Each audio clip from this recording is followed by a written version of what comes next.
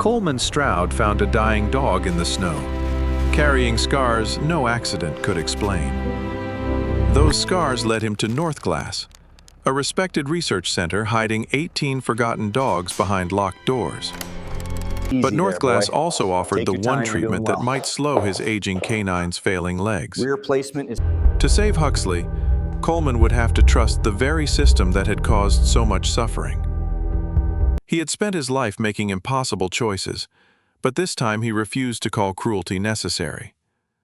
What followed became a rescue from the cold, and from the belief that one life must suffer to save another. Tell us what you would have chosen, and please like and subscribe to help us reach 5,000 subscribers and keep these stories coming. The morning after the storm arrived too bright. Sunlight spread across the Upper Peninsula in a pale, almost metallic wash, turning every bank of fresh snow into a field of broken glass.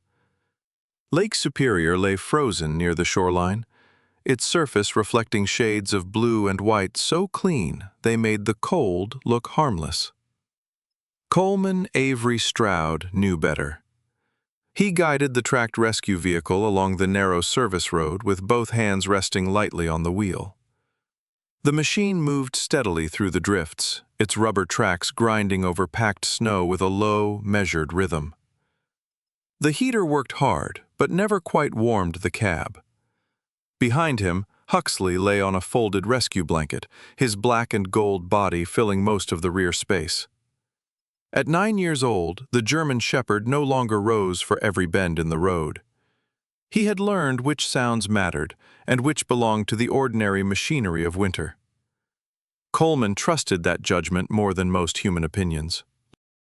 They were checking 3 rental cabins along the southern shoreline. The owners had left before the storm, but a burst pipe, collapsed roof, or failed propane line could turn an empty building into an expensive disaster before anyone returned. It was practical work, quiet work, the kind Coleman preferred. He wore a thick olive sweater beneath his copper-brown rescue coat, the shoulders reinforced with charcoal fabric. A dark green wool cap covered most of his brushed-back brown and gray hair. His mustache and short chin beard held a faint trace of frost from the moments he had stepped outside to clear branches.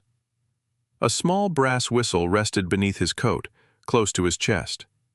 It had not made a sound in years. Coleman kept it anyway. The road curved between tall pines bent under snow.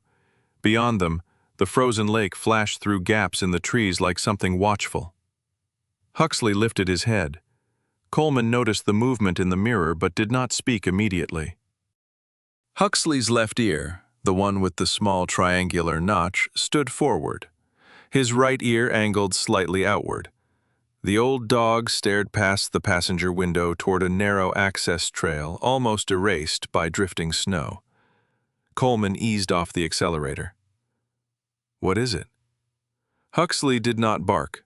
He did not stand or scratch at the door. He simply kept looking.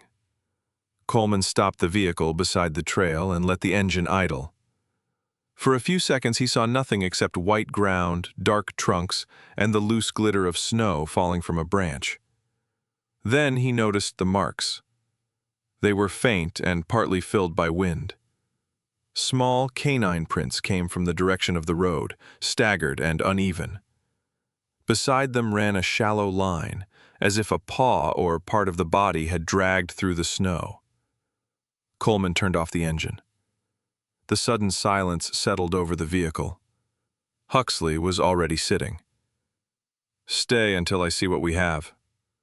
The dog watched him pull on his gloves. Coleman stepped down into snow that reached halfway to his knees. The cold took hold of his face at once, clean and merciless. He zipped his coat higher, removed a compact medical pack from the side compartment, and followed the tracks. The trail did not go far. 20 yards beyond the road, the land dipped around the exposed roots of an old pine. Snow had gathered there, but the roots formed a shallow hollow protected from the wind. Something moved inside it. Coleman stopped. At first, the shape looked like a torn piece of dark fabric wedged against the earth. Then a pair of eyes opened. The dog was young, though not a puppy. A female German Shepherd mix, perhaps 2 years old, with gray-black fur and long, thin legs folded beneath her. She was so still that the slight rise of her ribs seemed uncertain. Coleman lowered himself onto one knee. His body remembered how before his mind issued the instruction, reduce height, turn sideways, keep hands visible, leave distance. "Easy," he said. The dog's lips pulled back. No sound came out. That disturbed him more than a growl would have. Her front paws were scraped raw in places. Ice clung to the fur along her belly. She tried to push herself deeper beneath the roots, but her hind legs barely moved. Coleman stayed where he was. "You don't have to like me." The pale winter light showed more than the darkness beneath the tree had. There were shaved patches along her back, not random areas where fur had been torn away, but clean, rectangular sections where the hair had begun growing back at different lengths. A dark mark crossed the fur around her chest. Coleman felt something inside him become very quiet. Not anger yet. Anger was too fast. This was the moment before anger, when details began arranging themselves into a shape no decent person wanted to recognize. The dog trembled hard enough that her teeth clicked. Coleman glanced toward the road. Huxley stood behind the windshield, watching. The injured dog followed his gaze. Her body tightened. Coleman considered leaving Huxley inside. A strange adult dog could increase fear or provoke a defensive reaction, but Huxley had already read the situation. He was not pacing. He was not leaning forward with excitement. He was waiting. Coleman returned to the vehicle and opened the rear door. "No approach," he said quietly. Huxley stepped down into the snow. His hindquarters dipped slightly when he landed. It lasted less than a second, but Coleman saw it. The old dog recovered and walked beside him without pulling ahead. When they came within sight of the hollow, Huxley stopped on his own. He did not stare at the female. Instead, he turned his body sideways and lowered himself into the snow several yards away. Then he placed his head on his front paws and looked toward the trees. Coleman said nothing. The injured dog watched Huxley. Her lips remained lifted, but the tension around her mouth changed. Her eyes moved from the older dog to Coleman, then back again. Huxley gave one slow exhale through his nose. The sound was barely louder than the wind. For nearly 3 minutes, no one moved. Coleman felt the cold entering through the knee of his pants, but he did not shift. The dog, beneath the roots, needed something human beings rarely offered frightened creatures: time without demand. At last, her lips lowered, not fully. Enough. Coleman opened his medical pack and removed a thermal blanket. He unfolded it slowly so the reflective material would not snap in the air. The dog flinched at the faint crackle. Huxley lifted his head, then lowered it again. "That's right," Coleman murmured. "Nothing happens fast." He placed the blanket on the snow between himself and the hollow, then waited. The female's breathing had become shallower. Waiting much longer would become its own kind of cruelty. Coleman moved closer on his knees, inch by inch, his body turned to avoid facing her directly. When she bared her teeth again, he stopped.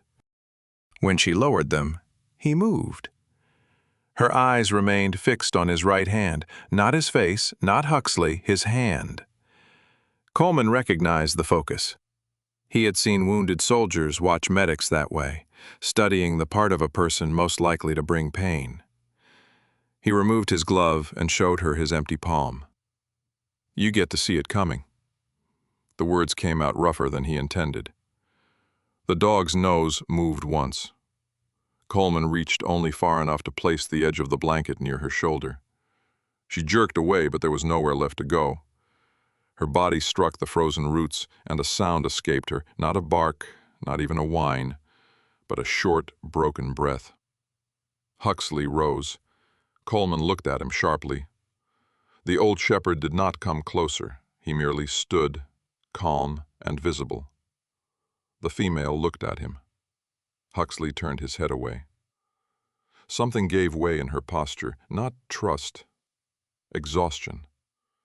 Coleman slid the blanket beneath her and wrapped it around her body. She tried once to resist, but her limbs no longer had the strength. When he lifted her, she weighed far less than she should have. Her head rested against his forearm. For 1 second, her muzzle touched the fabric over his wrist. Then her body went limp. Coleman's breath stopped. He placed 2 fingers beneath her jaw. A pulse. Weak, rapid, present. "Still here," he whispered. Huxley walked beside him back to the vehicle. Inside the heated cab, Coleman placed the female on a soft rescue stretcher and secured her without tightening the straps across her chest. Huxley climbed in slowly and lay near the stretcher, leaving a careful space between them. The female's eyes opened again. They found Huxley first. Only then did they move to Coleman. He started the engine and called Elowen Hart. She answered on the 3rd ring. "You're supposed to be checking cabins," she said. "I found a dog." There was a pause. "What condition?" "Cold exposure, dehydrated, weak pulse, multiple old injuries." Elowen's voice changed immediately. "How far out?" 35 minutes if the south road is clear. I'll prepare the recovery room. Keep the warming gradual, no direct heat against the skin." "I know. I know you know. I'm saying it because I like being able to blame you accurately." Coleman ended the call. In the mirror, the female had begun trembling again. That was better than stillness. As he adjusted the blanket, the fur near her shoulder shifted. He saw another shaved section, then 3 small dark points arranged in a line beside the spine. Old needle sites, too evenly spaced. Farther down, the fur around both front paws had been worn short. Her nails were scraped from contact with something harder and more repetitive than forest ground. Metal, Coleman thought. A treadmill, perhaps, or a platform. He pushed the thought away until someone qualified could give it a proper name. Huxley moved his head closer to the stretcher. The female's body tensed. Huxley stopped. Then, instead of approaching, he placed his muzzle on the floor and closed his eyes. A minute later, the female did the same. Coleman drove faster. Elowen's clinic stood on the edge of Marquette, in a converted brick building that had once housed a small machine shop. The original loading doors had been replaced by wide glass panels, and a covered entrance allowed emergency animals to be transferred out of the wind. Elowen was waiting when Coleman arrived. She was 46, compact and straight-backed, with reddish-brown hair braided low over one shoulder. A few silver strands showed near her right temple. She wore charcoal medical pants, a cream turtleneck, and a sage-green veterinary coat. Her expression softened when she saw the dog. Then it hardened when she saw the injuries. Inside. Coleman carried the stretcher while Elowen guided the wheels of a low examination cart. The first squeak of metal made the female explode into motion. She twisted beneath the blanket, teeth snapping blindly. Her front paw struck the side rail. The cart rattled. "Stop moving," Elowen said. Everyone froze. The dog pressed herself against Coleman's chest, shaking violently. Elowen stepped back and removed her veterinary coat. She placed it on a chair out of sight. Then she covered the metal rail with a folded towel. "No more wheels," she said. "Carry her." Coleman did. Huxley had remained in the hallway. His nails clicked softly on the floor as he shifted position. The female's ears moved toward the sound. Her breathing slowed by one small degree. Elowen noticed. "Leave the door open." Inside the recovery room, the lights were dimmed. Elowen worked without unnecessary conversation. Temperature first, heart rate, gum color, hydration, frost damage. She narrated only what Coleman needed to know. Moderate dehydration. Malnourished, but not long enough to explain all the muscle loss. Mild frostbite in the front toes. No obvious fracture. Her fingers passed over the shaved areas. The female flinched before Elowen touched them. Anticipatory response, Elowen said quietly. Coleman understood the implication. The dog was not reacting to pain alone. She was expecting it. Elowen examined the ring-shaped scar around the chest, then the puncture marks along the spine. These are different ages. How many procedures? I can't tell you that. Can you tell me whether it was one accident? Elowen looked at him. No. The answer settled between them. Coleman looked toward the open doorway. Huxley lay on the other side, visible but not entering. The female watched him from the table. What do we call her? Elowen asked. Coleman glanced toward the window where sunlight reflected off the snow in a white blaze. Nix. Elowen lifted one eyebrow. Latin for snow. You took Latin? I carried a medic who complained in Latin.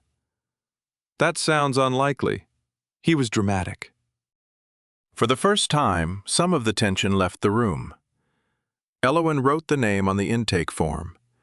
As she clipped fur around an inflamed patch near the ribs, a faint marking appeared beneath the new growth. Not a tattoo exactly, more like medical ink that had faded into the skin. 2 letters, 2 numbers. Elowen stopped clipping. Coleman saw the stillness in her hands. What is it? I don't know yet. She photographed the mark, then covered it with sterile gauze. Coleman watched her reach for the phone. Who are you calling? Maribel Shaw, County Animal Welfare. You think this is abuse? I think this animal has injuries that require mandatory documentation. I also think someone may come looking for her. Maribel arrived less than an hour later. She was a solidly built woman of 48 with warm brown skin, dark eyes, and a short black bob threaded with silver. A navy field coat covered a burgundy shirt, and she carried a dark red notebook secured by a black elastic band. She did not begin by asking Coleman for a theory. She asked for the time and exact location where Nix had been found. Then she listened. Maribel inspected the photographs, spoke privately with Elowen, and stood near the recovery room door without entering. Nix had fallen asleep at last. Huxley remained outside the room, his body curved toward the open doorway. Maribel opened her notebook. Based on her condition, I'm issuing a 72-hour veterinary hold, she said. She is not medically fit for transport. Any person or organization claiming ownership will need to provide full treatment records, transfer documentation, and proof of legal custody. Coleman looked through the doorway at the gray dog beneath the blankets. And after 72 hours? We follow the evidence. Her answer was not comforting. Coleman respected it for that reason. Maribel wrote down the time. Elowen adjusted the fluid line. Huxley lifted his head as Nix shifted in her sleep. For a moment, Coleman saw the 4 of them reflected in the dark glass of the recovery room. The veterinarian, the inspector, the old dog keeping watch, and a man who had only meant to inspect empty cabins. Outside, the snow remained brilliant beneath the winter sun. Inside, beneath a square of sterile gauze, 4 faded characters waited on the skin of a dog who had nearly frozen without making a sound. The things Huxley could not say. Nix did not understand glass. She understood walls, corners, doorways, the scrape of shoes, and the distance between a hand and pain. But the clear panel separating the recovery room from the clinic hallway seemed to confuse her. She could see Huxley lying beyond it, close enough to watch, yet no scent or warmth passed between them. For most of the first morning, she remained beneath the low examination bench. Elowen had removed anything unnecessary from the room. No rolling cart, no hanging instruments, no bright overhead lights. A floor lamp cast a muted amber glow across the walls, and 2 folded blankets created a sheltered place near the corner. The bowl of food sat untouched. Coleman occupied a chair outside the glass, elbows resting on his knees. He had changed out of his rescue coat but still wore the olive sweater and charcoal work pants from the previous day. His brass whistle remained beneath the fabric at his chest. Huxley lay beside him. Every 15 minutes, Coleman checked the time without meaning to. "She isn't going to starve in one morning," Elowen said as she passed with a chart. "She's already been starving longer than one morning." "That doesn't make staring at her useful." "I'm not staring." Elowen glanced through the glass. Nix was staring directly back at him. "You're having a staring contest with a traumatized dog." Coleman leaned back. Elowen continued down the hall before he could answer. Huxley rose a few minutes later. The movement was slower than Coleman expected.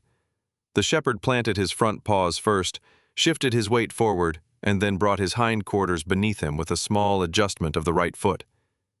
Coleman noticed. He told himself it was stiffness from the cold. Huxley walked to the water bowl placed near the glass. He drank, then moved to the second bowl, which Elowen had filled with a small amount of soft food. He ate only half. Then he stepped away. Through the glass, Nix's head appeared from beneath the bench. Huxley returned to his place near the doorway but did not lie directly in front of the panel. He settled several feet to the side, leaving the path between Nix and the food clear. Nix waited. Coleman remained still. She slid one forepaw from beneath the bench, then drew it back.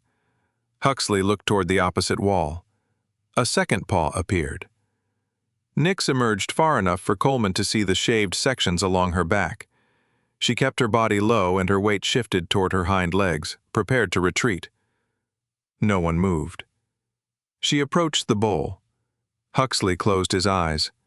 Nix took one quick mouthful and returned beneath the bench.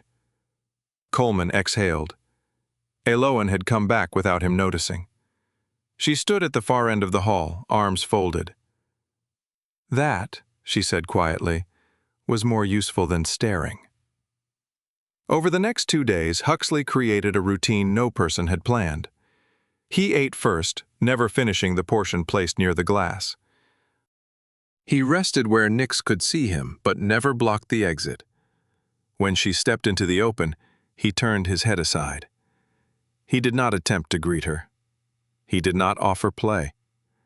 He behaved as though her presence required nothing from him. Nix began taking more food. On the second evening, she drank while Coleman sat in the hallway. On the third morning, she remained outside the shelter for nearly a full minute after eating.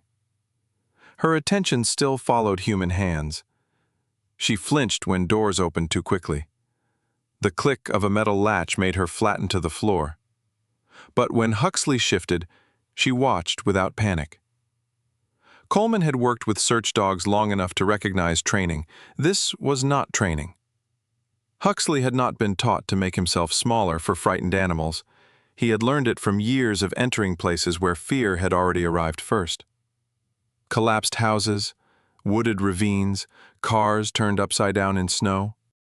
Rooms where people called softly for help because calling loudly hurt too much. Coleman looked at the old shepherd lying beside the glass and wondered how many things Huxley understood that no one had ever thought to name. Elowen entered the recovery room shortly after noon to examine Nix's paws. Coleman remained outside, while Huxley stayed near the open doorway. Nix allowed Elowen to touch the left foreleg after several pauses. When the veterinarian reached toward the right shoulder, Nix pulled away but did not retreat beneath the bench. "That's progress," Elowen said. Coleman nodded. Huxley shifted his weight. The movement was slight, almost ordinary. He attempted to rise, and his hind legs did not follow immediately. His front half came up while the rear remained low. For one awkward second, his body folded at the middle, then he corrected himself. Elowen saw it. Coleman looked away first. "Bring him in," she said. "He's fine. Bring him in." "He's been lying on a cold floor." "The floor is heated." Coleman's jaw tightened. Elowin held his gaze. This was not the tone she used when offering an opinion. This was the tone she used when a fact had already entered the room and was waiting for everyone else to catch up. Coleman called Huxley. The shepherd came willingly, though the right rear paw dragged for half a step before lifting cleanly. Nix watched from near the wall. Elowin examined Huxley on the floor rather than putting him on a table. She ran both hands along his spine, hips, knees, and paws. Huxley tolerated it with patient resignation. "Walk him to the end of the hall and back." Coleman did. On the return, Elowin knelt and gently turned Huxley's right rear paw so the top rested against the floor. A healthy dog would correct the position immediately. Huxley hesitated. It lasted perhaps 2 seconds. Coleman felt every fraction of them. Huxley placed the paw correctly and looked up, waiting for approval. Coleman touched his neck. "Good." Elowin repeated the test on the left side. The correction was faster, but not normal. She checked the nails. The inner edges of the rear claws were worn unevenly. "How long?" she asked. Coleman stood. "How long what? How long has he been scraping his back feet?" "He doesn't." "Coleman." "He slips sometimes. He's 9. That is not an answer." Huxley moved closer to Coleman's leg. Across the room, Nix lowered herself onto the blanket but kept her head raised. Coleman felt suddenly watched from 2 directions, by a dog that trusted him completely and by one that trusted almost no one. "He's slower after long shifts," he said. "Sometimes getting into the vehicle takes him a second." "Any trouble on stairs?" "Not trouble. A delay?" Coleman did not answer. Elowin stood, removed her glasses, and pressed 2 fingers against the bridge of her nose. "It could be arthritis. It could be a spinal compression. It could be peripheral nerve involvement. It could be early degenerative disease. There are several things it could be, and pretending none of them exist does not improve the list." "He still works. He still wants to work. That matters." "Yes, it does. It is not the only thing that matters." The words struck harder because she did not raise her voice. Coleman looked down at Huxley. The shepherd's amber eyes remained steady. There was no accusation in them, no fear of what might be coming. Huxley lived almost entirely in the present, a place Coleman had never learned to stay for long. He remembered a winter night 6 years earlier, when he had awakened on the cabin floor with no memory of leaving the bed. His back had been against the wall, his hands shaking, breath locked somewhere too high in his chest. Huxley had been there. Not pawing, not barking. Simply pressed along Coleman's left side, holding enough weight against him that the room had slowly become a room again. There had been other nights. Huxley had never asked Coleman to explain them. Now Coleman could not imagine returning that loyalty by ignoring what was happening in the dog's body. The thought frightened him more than he wanted Elowin to see. "What do you need?" he asked. "Blood work, radiographs, possibly advanced imaging after that. We rule out what we can before giving it a name. And if it has a name, then we decide what helps him." Coleman ran a hand over Huxley's shoulder. He had spent much of his life believing that names made things easier. Hemorrhage, hypothermia, shock, fracture. Once a wound had a name, a medic could do something. Years had taught him otherwise. Some names only marked the place where control ended. Maribel arrived that afternoon carrying her red notebook and a thick envelope. Nix had begun resting near the center of the room, though she retreated when Maribel entered the hallway. The inspector noticed and stopped several paces away. "I have a preliminary identification on the marking," she said. Coleman looked up from Huxley's blood draw paperwork. "NG?" "Likely Northglass." Elowin's expression changed. "You know them?" "I know of them," she said. Maribel placed the envelope on the counter, but did not open it immediately. North Glass Biological Center sat north of Marquette near a frozen inlet in a complex converted from an old botanical research station. The center specialized in canine neurology and rehabilitation. It had published work on spinal injury, mobility recovery, and neurological decline in retired working dogs. It was not obscure. Its annual fundraising photographs showed police dogs learning to walk with support frames and veterans kneeling beside aging service animals. Several respected organizations had donated money. Coleman had seen the name before. A brochure had once arrived in the mail after Huxley's retirement. He had placed it beneath a stack of insurance forms and forgotten it. Maribel opened the envelope. They responded quickly. That is rarely reassuring, Elowen said. The records identified the female as NG14, part of a long-term neurological observation group.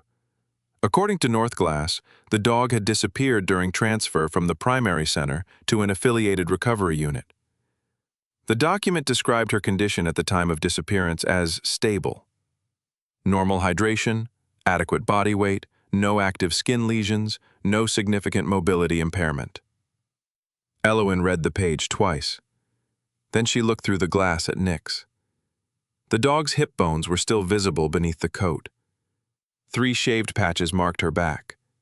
Her damaged paws rested on fresh bandages. This record is either incomplete, Elowen said, or false. Maribel nodded. Their legal office is requesting immediate return. Coleman's hand closed around the edge of the counter. No. Maribel looked at him. That is not your decision. She was freezing beside a road, and she is currently under a lawful veterinary hold, which is why no one is taking her today. Today. Maribel's voice remained calm. You found her. That gives you standing as a reporting witness, not ownership. North Glass says she belongs to them. Elowen's findings contradict their records. My job is to resolve that contradiction without giving either side permission to invent facts. Coleman disliked the answer. He also knew she was right. Maribel extended the temporary hold pending further review and requested the complete treatment history, transfer authorization, intake records from the alleged recovery unit, and documentation explaining the injuries. If they provide it, Coleman asked, then we examine it. And if they don't, then that becomes information too. A phone rang in Elowen's office. She answered, listened for a moment, then looked toward Coleman. It's for you. He took the receiver. The man on the other end introduced himself as Dr. Malcolm Weller, Scientific Director of North Glass. His voice was measured, older, and unexpectedly warm. He did not demand Nix's return. He said he was concerned. NG14 was part of a monitored group, Malcolm explained. If she experienced additional injury after leaving our custody, we need to understand it. There are treatments and behavioral histories that may be relevant to her care. She did not get those needle marks in a snowbank. A pause followed. No, Malcolm said. But neither of us benefits from conclusions made before complete records are reviewed. Coleman looked through the office window. Nix stood near the glass while Huxley lay on the other side. They were not touching. They did not need to. Malcolm continued. I would like you to visit North Glass, see the facility, review what we actually do before deciding what kind of place we are. I have not decided. Good. Decisions made too quickly are usually designed to protect the person making them. Coleman almost ended the call. Then Elowen entered and placed Huxley's examination sheet beside him. Her finger rested on the words, Delayed Proprioceptive Response. Malcolm heard the paper shift. You have another dog? He asked. Coleman said nothing. Elowen quietly mouthed, Tell him only what you choose. German Shepherd, Coleman said at last. 9 years old, rear weakness, delayed paw correction. The warmth in Malcolm's voice changed into professional focus. How long has the weakness been present? I don't know. Pain? Not obvious. Uneven nail wear? Coleman looked at Elowen. Yes. Malcolm was silent for a moment. Northglass is conducting an evaluation program for dogs with early functional decline. Not a cure. I want to be precise about that. But we have seen cases where progression may be slowed, depending on the underlying cause. Coleman's fingers tightened around the receiver. No one had said those words before. Progression may be slowed, not fixed. Not saved, slowed. Arrow promise and cautious enough to sound real. When? Coleman asked. I can see both of you tomorrow. Coleman looked toward Huxley.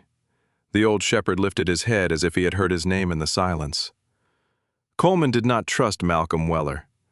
He did not trust Northglass's clean records or the speed of its response. He did not trust the way hope had entered the conversation at exactly the moment fear made room for it. But he trusted the weakness he had seen in Huxley's leg. And fear, he knew, could open doors suspicion alone would keep shut. We'll come, he said. After the call ended, he remained with the receiver in his hand. Through the glass, Nix approached the food bowl while Huxley deliberately looked away. For the first time, she did not hurry back to the corner after eating. She stayed where she was. Coleman watched the two dogs, one learning that safety could exist, and the other quietly losing certainty in his own body. Between them stood a door Coleman had agreed to open. He did not yet know which dog he was opening it for. Northglass stood where the old botanical station met the frozen inlet, all pale concrete steel frames and broad panes of winter glass. From the road, the facility looked almost gentle. Sunlight lay across the roofs in a clean, white sheen. Beyond the main building, the frozen water reflected the sky so clearly that the horizon seemed to disappear. A row of leafless birches moved in the wind along the property line, their narrow trunks casting blue shadows over the snow. Coleman parked beside a sign bearing the Northglass emblem, a silver outline of a dog's head inside a blue circle. Huxley remained seated in the passenger area of the rescue truck, watching the entrance. Coleman rested one hand on the old shepherd's shoulder. We're looking, he said. That's all. Huxley's amber eyes moved toward him. Coleman could not tell whether the dog believed him. Nix had remained at Elowen's clinic under Maribel's veterinary hold. Coleman had checked on her before leaving. She had eaten half a meal with Huxley lying outside the recovery room, then retreated when Coleman clipped the leash to Huxley's collar. For one strange moment, Nix had looked from one dog to the other as if she understood that someone was being taken away. The memory stayed with Coleman as he opened the truck door. Huxley stepped down carefully. His front paws landed first, the rear followed with a slight delay. Coleman pretended not to notice. Inside, Northglass smelled of disinfectant, warm rubber flooring, and coffee. The lobby ceiling rose 2 stories beneath the skeleton of the old greenhouse structure. Winter light came through angled glass panels overhead, softened by a thin layer of snow. No barking echoed from cages. Instead, Coleman heard quiet voices, the roll of padded rehabilitation equipment, and the faint clicking of dog nails on textured floors. A technician guided a black Labrador through a set of low rails designed to encourage careful foot placement. Another dog moved across the room in a rear support cart, tail wagging as a therapist offered small pieces of food. Nothing looked hidden. That troubled Coleman more than he expected. He had prepared himself for neglect, locked doors, hurried employees, and the unmistakable smell of fear. Instead, the main rehabilitation wing looked competent and humane. A gray-muzzled shepherd passed them with a physical therapist supporting its hips in a cloth sling. The dog's back legs shook, but it kept moving. Huxley watched until the shepherd disappeared around a corner. You must be Coleman Stroud.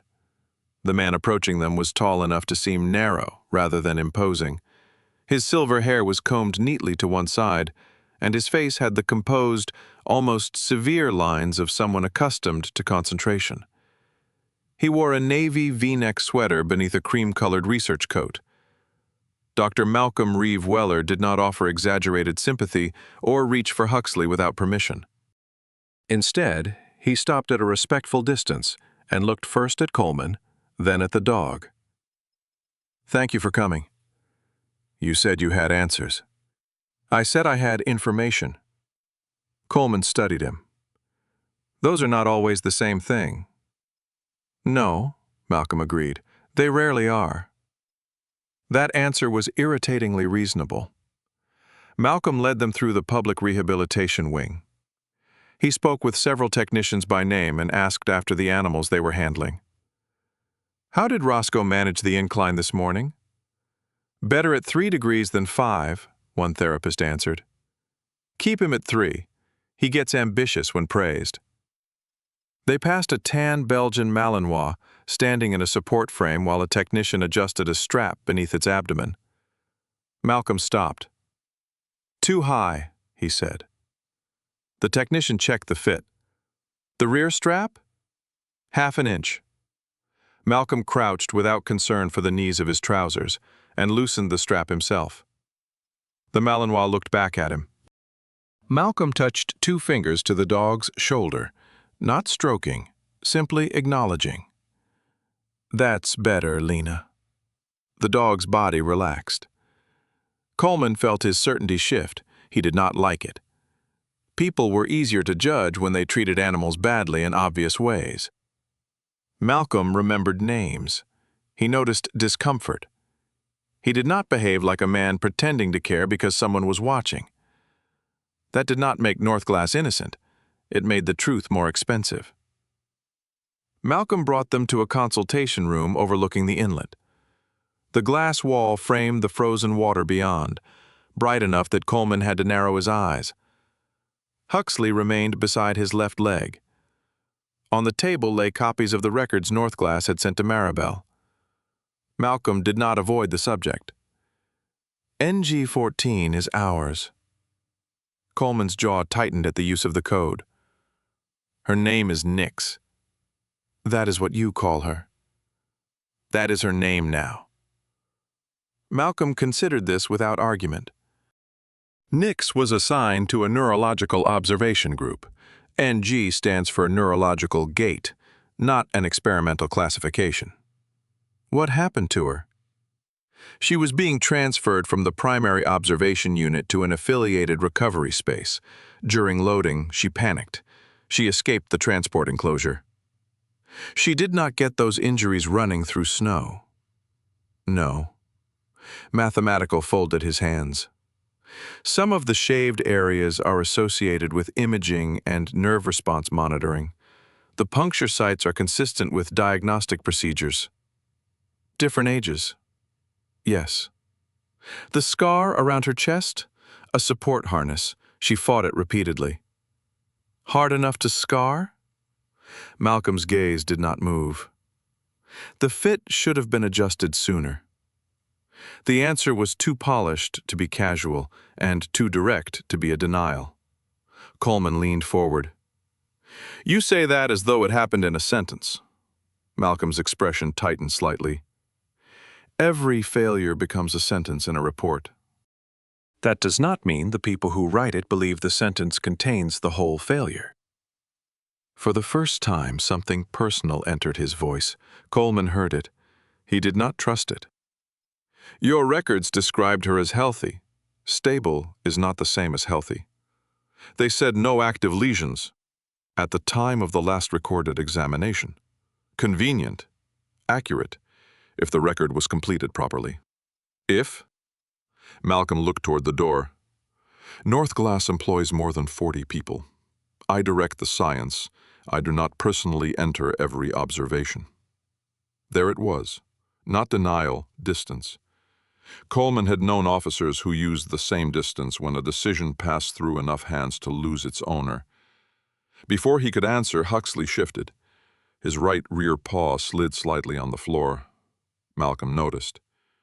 He did not comment immediately. Instead, he moved a thin rubber mat from beneath the table and placed it where Huxley stood. The dog stepped onto it. Better traction. "May I examine him?" Coleman hesitated. Huxley looked at Malcolm without lowering his head. "You stop if he wants out." "Of course." Malcolm removed his research coat and hung it over the chair. Without the white fabric, he looked less like the director of a facility and more like an aging physician at the end of a long day. He examined Huxley on the floor. His hands were precise, but not hurried. He checked the hips, knees, spine, paw placement, and muscle tone. He asked Coleman to walk Huxley across the room, turn and return. Huxley obeyed with his usual seriousness. On the turn, his rear legs crossed awkwardly for half a step. Coleman felt the mistake before Malcolm spoke. Again. The second turn was cleaner. Malcolm tested paw correction. The right side hesitated. Not long enough. He sat back on his heels. "There is functional decline." Coleman folded his arms. Alohan said there are several possible causes. "She is correct." "Then don't name the worst one because it helps your argument." "I have not named anything." Malcolm rose. "We would need imaging, blood work, and possibly genetic testing. It may be spinal compression. It may be severe degenerative joint disease with secondary nerve involvement. It may be a progressive neurological condition." "And your program?" "Early stage intervention, rehabilitation, anti-inflammatory protocols where appropriate, neuromuscular stimulation, and an investigational cellular treatment in carefully selected cases." "Does it work?" "In some dogs, measurable decline has slowed." "That is not what I asked." "It is the only honest answer." Coleman looked at Huxley. The old shepherd stood quietly on the rubber mat, breathing through an open mouth. His ears were forward. He did not look sick. Coleman hated the human need for suffering to look the way people expected.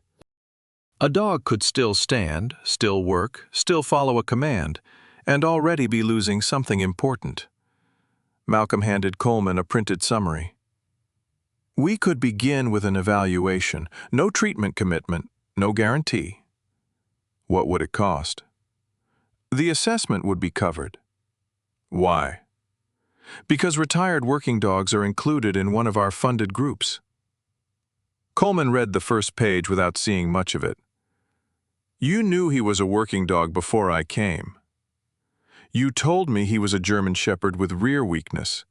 Maribel's office confirmed you were a former Army medic operating winter rescue services. It was not difficult to infer. You checked me. We check every person bringing an animal into an investigational program." Coleman looked up. "Did you check Nix?" A pause. "Yes." "Then how did she end up beside a road?" Malcolm's face changed by less than an inch. It was enough. "I do not know yet." The room became very still. That answer carried more weight than a denial would have. Malcolm walked to the window. "A public accusation against this facility would trigger a suspension while regulators review the work. That is standard. It would halt active studies, delay scheduled treatments, and scatter several rehabilitation groups across institutions that may not have space." Coleman heard the direction of the conversation before Malcolm reached its end. "You're telling me not to ask questions." "I am telling you that questions have consequences." "For whom?" "For every animal here." Malcolm turned. "And for animals waiting to come here." He did not say Nix's name. He did not need to. He did not say Huxley's either. That was worse. Coleman folded the evaluation summary once, though it had not been meant to fold. "Nix stays under the veterinary hold." "That is Maribel Shaw's decision." "And after that?" "She should return here so her care can continue." "Care?" "Yes." Coleman looked at the clean room, the frozen inlet, and the old dog beside him. Malcolm had built the choice with careful hands, not a trade, never spoken plainly enough to become one. Nix belonged to North Glass. Huxley might need North Glass. Any investigation could harm the program. Each statement stood alone. Together, they formed a locked door. Malcolm led them toward the imaging wing. They passed more dogs in open rehabilitation spaces. A young hound slept under a heat lamp while a technician massaged its rear leg. A retired police shepherd practiced stepping onto a low platform, rewarded each time with quiet praise. Huxley moved with growing interest. Then, near a branching corridor, he stopped. The hallway to the left was narrower than the public wing. The floor changed from textured rubber to sealed gray concrete. At the end stood a plain door without a window or sign. From behind it came 3 short scratches, then silence. Huxley's ears rose. A metal cart rolled somewhere beyond the wall. The sound was brief, but sharp. Huxley did not retreat. He stood rigid, nose lifted. Coleman looked at Malcolm. "What is back there?" "Service access." Another sound came through the door, not barking, a dull impact, followed by the quick scrape of claws. A heavyset man appeared from the adjoining corridor carrying a tablet. He had close-cropped dark hair streaked with silver and wore a black quilted vest over a pale blue shirt. A ring of access keys hung from his belt, each step bringing a faint metallic click. "Dr. Weller," he said. "The East Wing inspection is in 20 minutes." His eyes moved to Coleman, then Huxley. "This area is restricted." Malcolm's voice remained even. "Coleman Stroud, this is Darren Vickery, our Director of Operations." Darren extended no hand. "The rehabilitation tour continues through the marked corridor." Coleman looked toward the unmarked door. "What is behind it?" "Storage, maintenance access, and controlled research areas." "Dogs?" "Some." The answer came too quickly. Huxley took one step toward the door. Darren moved between him and the corridor. "Keep the animal in the public zone." Coleman's eyes settled on the keys at Darren's belt. The metal clicked again. Huxley's body tightened. Not fear, attention. Coleman shortened the leash. "We're leaving." Malcolm studied him. "You have not seen the imaging facilities." "I've seen enough for one day." As they returned toward the lobby, the building's mechanical system gave a low shudder. A warning light flashed briefly on a wall panel. From somewhere outside came the uneven coughing sound of an engine trying to hold a steady cycle. Coleman glanced through the glass toward a fenced service area. A backup generator sat beneath a metal shelter, vibrating hard enough to shake powdery snow from the roof. "The power is on," Coleman said. A maintenance worker standing nearby looked over his shoulder. "Testing the backup," Darren answered from behind them. The worker, a thin man in insulated coveralls, kept his eyes on the control panel. "Been testing it a lot," he muttered. Darren's expression sharpened. The worker pretended to adjust a gauge. Coleman stopped beside him. "Problem?" "Voltage drop under full load." "Part ordered?" The man glanced at Darren. 3 weeks ago." Darren stepped closer. "The replacement assembly is delayed. The system remains operational." The generator coughed again. Coleman knew machines well enough to hear the lie inside that word. Operational did not mean reliable. It meant not yet failed. In the administrative lobby, a young woman stood behind the reception desk holding a stack of printed charts. She was slight, with pale skin, tired blue-gray eyes, and ash-blonde hair tied low at the nape of her neck. A dark blue pen was clipped to the collar of her gray-blue scrub top. She saw Huxley.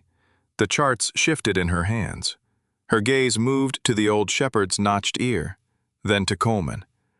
Recognition crossed her face before she could hide it. You found... The words stopped. Darren entered behind them. Audra, he said. The woman lowered her eyes. These need to go to clinical review. Yes, Mr. Vickery. Coleman waited. Audra looked up once more. Her thumb pressed repeatedly against the top of the pen, but she did not click it. There was something she wanted to say. Darren remained close enough to hear it.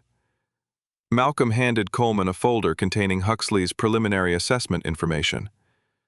Consider the evaluation, he said.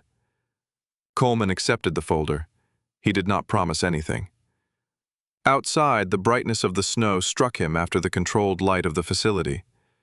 The wind had risen, pushing loose powder over the parking lot in thin silver streams. Huxley walked beside him to the truck. Coleman opened the passenger door. Up. Huxley placed both front paws on the step. His hind legs pushed. Nothing happened. The old dog tried again. His right leg folded beneath him. Coleman caught his chest before he fell. For an instant, Huxley's full weight rested in his arms. The shepherd looked back at him, confused but not frightened. Coleman lifted him into the truck. Huxley stood once inside, shook himself, and turned as though the moment had not occurred. Coleman kept one hand on the edge of the open door. Through the windshield, north glass gleamed under the winter sun. Glass, clean lines, white snow, and a silver dog emblem over the entrance. A place that might help Huxley. A place Nix had nearly died trying to escape. Coleman closed the door gently. On the seat beside him lay Malcolm's folder. He did not open it again. He did not throw it away. Audra Pell arrived after closing time, with snow in her hair and one boot unlaced. Eloin's clinic had gone quiet for the evening. The reception lights were off, the metal shutters were drawn over the front windows, and only the recovery wing remained lit. Coleman was in the hallway beside Huxley when someone knocked 3 times against the side entrance. Not loudly, not like a person asking to be let in, like someone checking whether she still had time to leave. Eloin opened the door, but did not step aside. Audra stood beneath the yellow security lamp in a pale gray parka, one hand gripping a canvas document case against her ribs. Her ash-blonde hair had come loose from its tie, and damp strands clung to her cheeks. The left leg of her brown trousers was pulled over a medical brace at the ankle. Her gaze moved past Eloin. It found Huxley first, then Coleman. "You went to North Glass," she said. Coleman rose. "You knew who we were." Audra looked down at the dark blue pin clipped to her sweater. Her thumb pressed the button once. No click came. She had wedged a sliver of tape beneath it to silence the mechanism. "I know who Nix is." Eloin's hand remained on the edge of the door. "Are you here on behalf of North Glass?" "No." "Did anyone follow you?" "I don't think so." "That is not the same answer." Audra glanced toward the parking lot. Snow moved across the asphalt in dry ribbons. "I changed cars twice." Coleman studied her. "That makes you sound guilty." "I am guilty." The sentence entered without defense. Eloin led her inside. They met in the small staff room at the back of the clinic. It was not designed for confession. A microwave sat beside a sink filled with clean bowls. A faded calendar showed farm animals in knitted hats. Someone had left half a lemon in a plastic bag near the coffee machine. Audra placed the document case on the table, but did not open it. Huxley lay near Coleman's chair. His right rear leg extended slightly farther than the left, as if the joint preferred distance now. Nix remained in the low-light recovery room across the hall. Audra looked toward the doorway. "Can I see her?" "No," Eloin said. The refusal was immediate. Audra accepted it without argument. "Is she eating?" "Some." "Fever?" "No." "Any infection at the thoracic sites?" Eloin's eyes sharpened. "You know where the punctures are." Audra's shoulders folded inward. "Yes." Coleman leaned forward. Start at the beginning. There isn't one beginning. Choose one. Audra unfastened the document case. Inside were printed charts, several photographs sealed in clear sleeves, and a black flash drive taped to an index card. She placed her hands flat on the table before speaking. The public program at North Glass is real. The dogs you saw in rehabilitation are receiving legitimate care. Most belong to families, police departments, veteran organizations, or rescue groups. Their treatment plans are reviewed. Their owners know what is being done. And the NG group? Elowen asked. It started legally, too. Audra explained that NG had originally meant neurological gait observation. The dogs were selected for long-term monitoring of naturally occurring mobility decline. Researchers recorded stride length, reflex response, fatigue, muscle loss, and recovery after controlled exercise. There had been no major invasive procedures at first. No pain beyond what an animal might experience during ordinary examination or physical therapy. Then a grant renewal failed. North Glass had 18 months of funding left and several years of inconclusive results. Malcolm Weller believed they were close to identifying early indicators that could help slow neurological decline before dogs lost major function. He thought more frequent testing would make the pattern clearer, Audra said. Coleman remembered Malcolm crouching beside the Malinois, adjusting the strap by half an inch. He approved hurting them? He approved shortening recovery intervals. That was not my question. Audra looked at him. No, not in those words. She pulled out a schedule. The columns were neat: dates, animal codes, treadmill sessions, nerve response measurements, rest periods. Then the intervals changed. 7 days became 4. 4 became 2. A category labeled Passive Response Monitoring appeared repeatedly beside several NG codes. Elowen touched the page. What does that mean? What it says now or what it meant? Both. Audra swallowed. It meant measuring nerve response after controlled stimulation. What kind? Pressure, vibration, temperature variation, sometimes electrical impulse. Coleman's voice became quieter. Pain. Yes. The word seemed too small for the room. Audra continued before anyone could interrupt. The protocols had limits. Maximum duration, maximum intensity, mandatory rest periods, veterinary review after adverse reaction. Darren changed the language in the operational logs. Pain response became functional reflex assessment. Failed recovery became delayed baseline normalization. If a dog could still stand, the session was marked completed. And Malcolm? Coleman asked. He saw summary reports. That is not an answer. Audra's fingers curled against the table. He knew intervals were being shortened. He approved that. I don't know how much detail Darren gave him about what happened during every session. You're protecting him. I'm trying not to claim something I cannot prove. Coleman sat back. It was the first answer she had given that sounded less frightened than careful. Elowen examined one of the photographs. It showed a gray corridor, a row of kennel doors, and a section of floor marked with yellow tape. How many dogs are still there? 18. The number landed differently than Coleman expected. Not large enough to become abstract, too large to imagine individually without effort. Audra removed a handwritten list. 6 retired working dogs. 4 from private breeders that transferred them after early symptoms appeared. 3 surrendered through veterinary partners. 5 with incomplete ownership records. Incomplete? Elowen asked. Facilities closed, owners died, transfer chains were never corrected. So no one is calling for them, Coleman said. Audra looked at him. That was how Darren described it.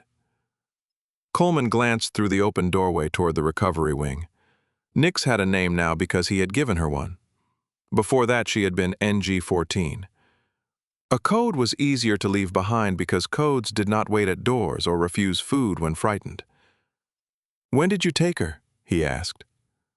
Audra's face changed, not dramatically. Something in it simply stopped trying to hold together. 4 nights ago. She had been assigned to prepare Nix for another series of gait and response assessments. Nix had not fully recovered from the previous session. She was underweight, had developed inflammation beneath the chest harness, and had begun pressing herself against the rear wall whenever staff entered. Audra documented the condition and requested delay. Darren denied it. "He said the funding review was in 3 weeks," she said. "He said incomplete data would make the whole group useless." "What did Malcolm say?" Coleman asked. "I never spoke to him directly.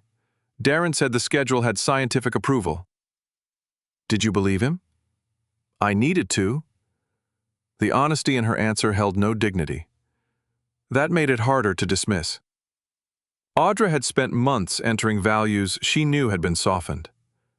She corrected dates after Darren changed session labels. She watched one animal's tremor become transient exertion.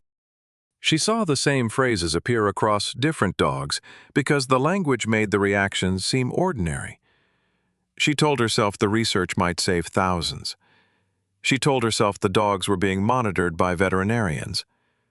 She told herself leaving would only put someone less careful in her place. Each explanation allowed her to return the next morning. Then Nix stopped resisting. "That was what frightened me," Audra said. Coleman frowned. "She stopped fighting?" "She stopped doing anything. No pulling away, no watching the door. She just stood where we placed her." Huxley raised his head. Across the hall, something shifted softly in Nix's room. Audra looked toward the sound but remained seated. "I thought compliance meant improvement when I first started there," she said. "Then I learned fear can become very quiet." No one spoke for several seconds. That was the moment Coleman understood why Audra had come. Not because she had suddenly become brave. Because Nix had stopped giving her the comfort of resistance. Audra had taken a transport key from the operations office and carried Nix out through the service corridor after midnight. She used her own vehicle because the North Glass vans were logged electronically. She planned to drive south to a veterinarian she knew from technical school. The storm overtook her before she reached the highway. "Black ice at the curve," she said. "The rear end went first. I hit the ditch and rolled onto the passenger side." The carrier door had not been properly secured after Audra forced it open at North Glass. The impact broke the latch. Nix escaped through a shattered rear window and ran into the trees. Audra followed despite an injured ankle. She found tracks, lost them, found blood on a crust of snow, then lost the trail again when the wind rose. A county plow driver discovered her nearly an hour later. "Why didn't you tell them the truth?" Coleman asked. Audra looked down at the brace beneath her trousers. "I said a stray dog had run from the accident." "Why?" "Because Darren would know. That dog nearly froze to death. I know. You could have sent people to the right place. I couldn't tell them where the right place was. I was disoriented. I gave them the road, the curve, the direction I thought she ran." "You lied about who she was." "Yes." The answer did not ask forgiveness. Coleman stood and walked to the counter. Anger moved through him, but it had nowhere clean to land. Audra had saved Nix. Audra had endangered her. Audra had remained silent. Audra had come with evidence. Human beings rarely arranged themselves into categories when it mattered. Huxley shifted behind him, claws scraping softly against the floor. Coleman turned. The shepherd tried to rise and needed a second attempt. Audra saw it. Her eyes went immediately to the rear paws. "He has delayed correction?" Coleman's expression hardened. "Do not examine him. I wasn't You were part of the program. Audra went still. Elowen watched Coleman but did not intervene. After a moment, Audra nodded. You're right. Coleman had expected argument. Her agreement gave him nothing to push against. Maribel arrived 20 minutes later, still wearing her navy field coat over a burgundy sweater. She placed her red notebook on the table, turned on a small recorder with Audra's consent, and began with dates. She did not ask whether Audra felt guilty. She asked which access card had been used, who approved the NG schedules, where the dogs were housed, and whether photographs contained visible metadata. Audra answered precisely. When her memory was uncertain, she said so. That increased Maribel's trust more than confidence would have. The weather radio on the counter interrupted them with an alert. A major winter system was moving across Lake Superior. Heavy snow, high winds, and likely power interruptions were expected within 36 hours. Maribel looked at Audra. Does Northglass have backup power? The main facility does. And the secondary kennel? Audra hesitated. The heating circuit in the rear unit is separate. It was supposed to be tied into the new generator panel last fall. Was it? No. Coleman remembered the machine coughing beneath its shelter. The generator is already unstable. Audra nodded. The voltage regulator has been failing under load. Maintenance requested replacement 3 times. Why wasn't it done? Elowen asked. Darren delayed the purchase until the next fiscal quarter. There are 18 dogs in that building, Coleman said. Yes. What happens if the grid fails? The public wing keeps partial heat. The research wing loses environmental control first. How long before it becomes dangerous? In that weather? Hours. Maribel closed the notebook. We need access. She called Northglass from Elowen's office. The request was careful and limited. Voluntary inspection of the secondary unit based on a veterinary welfare concern and a credible report of infrastructure risk. Darren returned the call himself. Maribel placed it on speaker. There is no secondary animal unit matching that description, he said. The service wing contains equipment storage and restricted laboratory materials. I have a witness who states otherwise. Then your witness is mistaken or compromised. Will you permit inspection? Not without proper authority. You understand a severe weather event is approaching. Our emergency systems are compliant. Coleman looked at Audra. She shook her head. Maribel's tone did not change. Then provide the inspection certificate for the generator integration and the current animal inventory. Our counsel will respond. The line ended. For a moment, the room held only the weather radio and Huxley's breathing. Maribel gathered the photographs. This is enough to request review. It is not yet enough for us to enter private property. How long? Coleman asked. As long as the law requires. The storm arrives tomorrow night. I know. He looked toward the recovery room. Through the dim glass, Nix stood near the blanket. She had not hidden during the conversation. Her head was lowered, but she was listening. Coleman turned back to Audra. Does the Northglass treatment work? Elowen looked at him. He did not look away. For dogs like Huxley, he said, does it work? Audra took a long breath. Some parts of the program are good.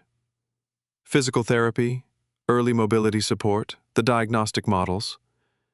There are dogs walking better because of Northglass. And the experimental treatment? There were slower declines in some cases. Because of the NG data? Partly. The answer hurt because it was not no. Coleman's hand moved beneath his sweater and found the brass whistle at his chest. He remembered another room in another country. 2 wounded men. 1 evacuation space. One had a clear airway and a survivable abdominal injury. The other had catastrophic trauma and fading circulation. Coleman had chosen according to training. He had carried the first man out. The second had remained behind with another medic who had no blood left to give and no aircraft coming back in time. For years, Coleman had hated the word triage because it made abandonment sound organized. But that choice had been made inside a collapsing moment. There had been no unused vehicle, no safe delay, no hidden alternative. North Glass had time. It had funding decisions, maintenance requests, review boards, language, and locked doors. It had created the conditions that made cruelty appear necessary. Coleman looked down at Huxley. The old shepherd's eyes were open, steady, and trusting. Audra spoke carefully. If North Glass shuts down, Huxley may lose access to something that could help him. Coleman's throat tightened. Yes. And if it stays open like this, she continued, other dogs will pay for that help. Huxley rested his chin on Coleman's boot. There was no grand gesture in it, no command, only familiar weight. Coleman placed one hand between the dog's ears. He had wanted an answer that would free him from choosing. Instead, the truth had given the choice a face. I won't buy his time with theirs, he said. No one praised him. Elowen looked toward Nix. Maribel reopened her notebook. Audra lowered her head as though the sentence had named something she had failed to name months earlier. Outside, snow began tapping against the dark clinic windows. The storm was still a day away. The door had already been opened. The order went into effect before noon. No dogs were to leave the Old Forest Service nursery. No new animals were to arrive. No medication was to be administered without Rowan's approval, and no transport crate was to be loaded until Marisol Keene had reviewed the condition of the dog assigned to it. Dale read the order twice beneath the warehouse lights. The paper shook slightly in his hand. "You are freezing the place in the middle of winter," he said. "I am freezing movement," Marisol replied, "not care." She stood beside the folding table they had turned into a temporary workstation, her dark field coat still buttoned and her tortoiseshell glasses low on her nose. Around them, the 11 dogs settled and stirred in uneven rhythms. A shepherd scratched at a blanket. The old Labrador breathed in soft, wet sighs. Somewhere near the rear wall, the cattle dog's identification tag tapped against a bowl. Marisol placed a second document beside the first. "I am requesting a 30-day in-place care order. If the court approves it, the dogs remain here temporarily under outside supervision." Dale looked up sharply. "You are not taking them?" "Not today." Relief crossed his face, but only for a second. "You will not retain authority over intake, transport, placement, or medical decisions," she continued. "A licensed rescue organization will assume temporary legal responsibility. Rowan will oversee health assessments." Dale's relief collapsed into something more wounded. "You want me to stay and clean kennels while strangers decide which dogs belong where?" "I want the animals protected while we determine what happens next." "They know me." "That is not the same as belonging to you." The sentence landed harder than Marisol raised her voice. Dale turned toward the kennel rows. His fingers found the ring of keys at his belt. Gideon watched from near the side door, with Mercer beside him. The old shepherd had spent most of the morning lying on a rubber mat, conserving his right shoulder. His eyes followed movement without urgency. Unlike the people in the room, Mercer appeared to understand that stillness did not mean nothing was happening. A dark sedan arrived shortly after 1. The man who stepped out carried a reddish-brown leather document case and wore a charcoal wool coat over a chestnut vest. He was small-framed, upright, and balding high across the forehead, with thin white hair around the sides and round wire glasses that made his brown eyes seem brighter than the winter day deserved. Owen Sutter entered the warehouse, stamped snow from polished black shoes, and looked once down each kennel row. 11, he said. Dale did not greet him. Owen placed his case on the folding table and opened it. The interior was divided into labeled sections, each arranged by date. You counted before saying hello, Dale said. I learned to count before trusting you. Rowan, kneeling beside the elderly Labrador, closed her eyes briefly. Marisol asked, You know each other. Owen helped shut North Pass down, Dale said. Owen removed a packet of forms. I helped prevent a damaged building from holding more animals than it could safely house. You signed the order. I signed the recommendation. Same result? No. Results are what happen after recommendations are ignored. Dale stepped closer. You came once. You saw kennels, violations, and numbers. You did not see a 14-year-old dog rejected by 4 shelters because it would die before anyone adopted it. Owen's expression remained controlled.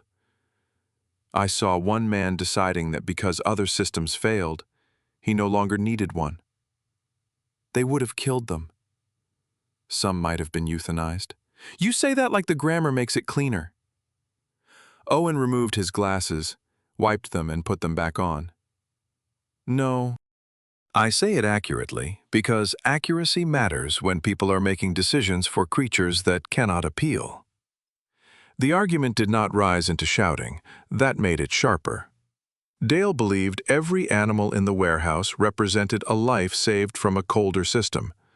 Owen believed every undocumented choice made the dogs dependent on one man's judgment, fatigue, and fear. Both were right, often enough to make the conflict dangerous. Rowan moved between kennels with a tablet and her dark red fountain pen. She examined each dog separately, refusing to let the larger argument flatten them into a group. The old Labrador, Ruthie, could not tolerate a long transport without pain management and support. Mabel, the Mastiff mix, needed a foster experienced with defensive behavior. The cattle dog required seizure monitoring and a crate modified to prevent injury. 2 dogs had healthy enough bodies to transfer within days. 3 needed blood work. 1 had no complete source record at all. By late afternoon, the warehouse walls were covered with temporary status cards. Move when stable. Remain in place. Behavioral assessment required. Medical hold. Dale stood beneath them, as though watching pieces of his own life being assigned destinations. You make it look orderly, he told Owen. That is the point. It does not feel orderly to them. Owen glanced toward the dogs. No, but confusion should not become policy just because animals cannot complain in words. At the clinic in Brightwater, Morrow managed 6 steps. Gideon arrived near dusk with Mercer and found Rowan's veterinary technician supporting the dog with a wide gray sling beneath his abdomen. Morrow's legs trembled. The injured rear foot touched the floor, lifted, then touched again. Mercer waited several feet away. Morrow saw him, his ears shifted forward, his breathing slowed. He took one more step. Then the sling tightened slightly as the technician adjusted her grip. Morrow panicked. He twisted, hit the padded barrier, and snapped at empty air. The technician immediately loosened the strap and moved sideways rather than pulling back. Mercer rose, but did not approach. Morrow froze, chest heaving. Gideon felt anger move through him with unreasonable speed, not at the technician, at Grant, at the whistle, the cut leash, the false statement, the extra 40 minutes hidden inside a GPS record. At a man who had returned to warmth, while Morrow scraped his nails against frozen stone. He knows what happened, Gideon said. Rowan had entered behind him without sound. Probably. And he is still making everyone prove it. That is what frightened people do when truth has a cost. Gideon turned. Do not make him sound helpless. I did not. He left a dog to die. Yes. And Dale built the whole system that taught him keeping the place hidden mattered more than calling for help. Yes. Her agreement gave him nowhere to push. Morrow had lowered himself onto the blanket. Mercer lay near the doorway, body turned partly away. Gideon watched the two dogs. One of them nearly died because a grown man was afraid of being blamed. Rowan folded her arms. That sentence is not only about Grant. The room seemed to narrow. Gideon's voice dropped. Do not. You are angry enough to hurt him. I have not touched him. That is not what I said. Rowan moved toward the treatment counter and placed her red pen beside the chart. You want Grant to confess because Morrow deserves the truth. That part is clean. You also want him punished in a way that reaches backward and changes something else. Gideon looked toward the window. Snow had begun gathering on the exterior ledge. Caleb called me at 6:12, he said. The words emerged before he decided to speak them. Rowan did not interrupt. His rescue truck had gone off the Hollow Creek Road. He had a civilian with him, crushed leg, heavy bleeding. Mercer lifted his head. Caleb told me not to rush. Said he had it mostly handled. The county plow had not cleared the upper road, and I thought... Gideon stopped. He had repeated the official sequence many times in his head: road conditions, visibility, equipment limitations, response protocol. None of it answered the only question that mattered. I thought he was Caleb, he said. I thought being capable meant he could wait. Rowan's face softened without becoming gentle. How long? 23 minutes before I left. Morrow shifted on the blanket. Gideon kept his eyes on the floor. When I reached them, the civilian was alive. Caleb had used his own belt as a tourniquet. He kept the man warm with his coat. And Caleb? Lost too much blood from a wound under his ribs. He knew it. He did not say. Gideon's hand closed around the edge of the counter. I spent 2 years telling myself he sounded calm, that the plow was safer, that a reasonable man would have waited. Mercer crossed the room. He did not press against Gideon or demand attention. He simply sat beside his boot. Gideon rested one hand on the shepherd's head. He called, Gideon said. I heard him, and I decided there was time. The admission did not relieve him. It made the room more honest. Rowan picked up the red pen again. Grant is responsible for what he did. I know. He is not responsible for what you did. Gideon looked at her. I know that too. No, you understand it.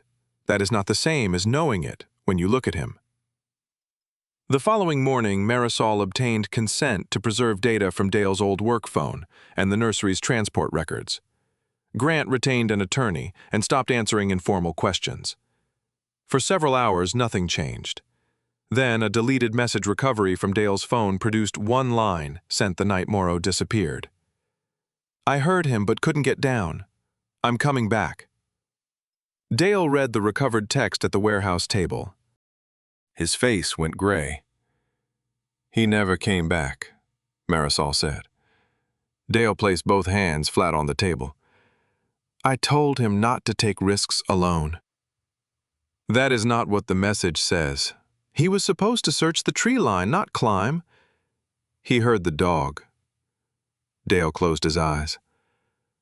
I made them afraid to call anyone. Owen stood across from him, document case open. You made secrecy the condition of belonging. Dale's jaw tightened. They knew why. Yes, Owen said. That is how systems become dangerous. Everyone knows why until nobody asks what it costs. Dale looked toward the kennel rows. I will take responsibility. Marisol's gaze hardened. For what you did, yes. For Grant, no. He was following my rules. He made his own choice after the fall. You do not know that. We are about to. Grant arrived with his attorney shortly after 3. He no longer wore the orange work jacket. In a plain gray coat, he looked narrower and more exposed. The black whistle was still around his neck, partly hidden beneath the collar. They met in the nursery's small office with Marisol, Nolan, Grant's attorney, and Owen present. Gideon was not part of the interview, but Grant requested to speak with him afterward. The statement lasted more than an hour. When Grant emerged, his face looked bloodless. Dale stood first. Grant did not look at him. "I found the dog near the ridge," he said. No one answered. "He would not let me close. Every time I moved, he ran toward the rocks. I used the whistle. He stopped, then turned on me when I clipped the lead." His hand drifted toward his right wrist, where a faded bite scar crossed the skin. "He pulled. I wrapped the line around my hand. It caught on a rock." Grant's breathing became shallow. "I thought he was going to drag me over. I cut it." Gideon saw the moment without wanting to. The blade, the tension released, the line disappearing over the edge. Grant stared at the floor. "I heard him hit." Dale made a broken sound. Grant continued. "I crawled close enough to look. I could not see him. Then I heard him whining." "How long did you stay?" Gideon asked. Grant shook his head. "I do not know." "You know. Maybe 3 minutes? 5? And then?" "I left." The warehouse heaters hummed. Grant finally looked at Gideon. "I told myself I could get Dale. Then I thought if Dale knew, he would call the county. They would find the nursery. The dogs would be taken. I thought Morrow might climb out. I thought maybe he had landed on another trail." "You heard him," Gideon said. "Yes." "And you left?" "Yes." Dale stepped forward. "This is mine. I taught him—" Gideon turned on him. "You taught him to hide. You did not move his feet away from that ridge." Dale stopped. Grant removed the whistle from his neck. He placed it on the office desk.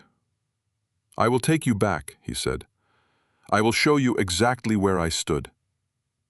Gideon wanted to strike him. The impulse came clean and fast. Mercer rose from beside the wall and placed one front paw over Gideon's boot. The familiar weight held him there. Gideon looked down, then back at Grant. "I am not going to call you a monster," he said. Grant's expression twisted, almost as if the word would have been easier. "And I am not going to forgive you because you are afraid now." Grant lowered his eyes. "The worst thing you did was not cutting the leash. You believed you were about to fall. Fear explains that moment." Gideon stepped closer, stopping beyond arm's reach. "The worst thing was hearing him alive and deciding your silence mattered more." Grant's shoulders folded inward. No one rescued him from the sentence. After several seconds, he nodded. "I understand." "No," Gideon said. "You are beginning to." Outside, winter light faded behind the greenhouse panels. Inside, 11 dogs shifted in their kennels, while adults finally named the cost of protecting them badly. Grant signed the agreement to return to Frostglass Ridge under supervision and provide a complete recorded account. The truth had not repaired anything. Morrow still feared tension on a leash. Dale still faced losing control of the animals that had defined his life. Grant still had legal consequences ahead. And Gideon still carried 23 minutes no confession could return. But for the first time since the ridge, no one in the room was pretending kindness made responsibility disappear. North Glass appeared through the storm in fragments. First came the blue security lights, blurred into pale halos by blowing snow. Then the concrete wall of the administrative building emerged beside the frozen inlet. Last came the old botanical wing, its sloping glass roof dim beneath a growing weight of white. Coleman guided the tracked carrier through the final drift and stopped beside the main entrance. The convoy arranged itself behind him according to Sabrina's plan. Animal control vehicles remained facing outward for a fast departure. The veterinary ambulance parked nearest the loading doors. Portable floodlights cut through the afternoon gloom. Snow struck the windows sideways. Inside the rear compartment, Huxley lay on a heated mat behind a soft barrier. Nix remained several feet away, secured by a long safety line with enough slack to choose her own position. Neither dog wanted to leave the vehicle.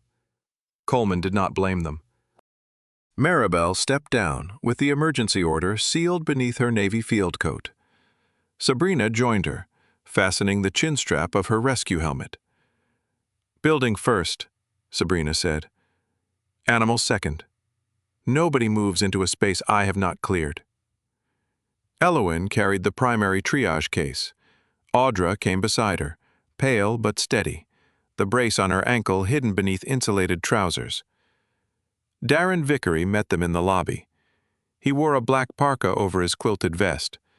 Snow melted on the shoulders without reaching the dry fabric beneath, suggesting he had been outside only long enough to appear prepared. "This is unnecessary," he said. Maribel removed the order from its waterproof sleeve. "This authorizes an emergency welfare inspection of the restricted unit." "There is no restricted animal unit matching your allegation." "You can explain that after we inspect it."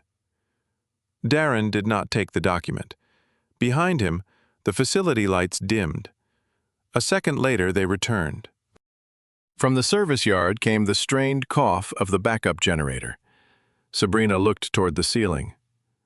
"How long has it been doing that?" "The system is functioning. That was not my question." Malcolm appeared at the end of the corridor, wearing a steel-gray winter coat over his navy sweater. Without his research coat, he looked older and less protected by his title. He studied the group, then the order in Maribel's hand. "Moving medically fragile dogs in this weather may do more harm than sheltering them," he said. Elowen answered before anyone else. "That depends on whether the shelter is safe." "It is." "Then let us verify it." Darren stepped between them.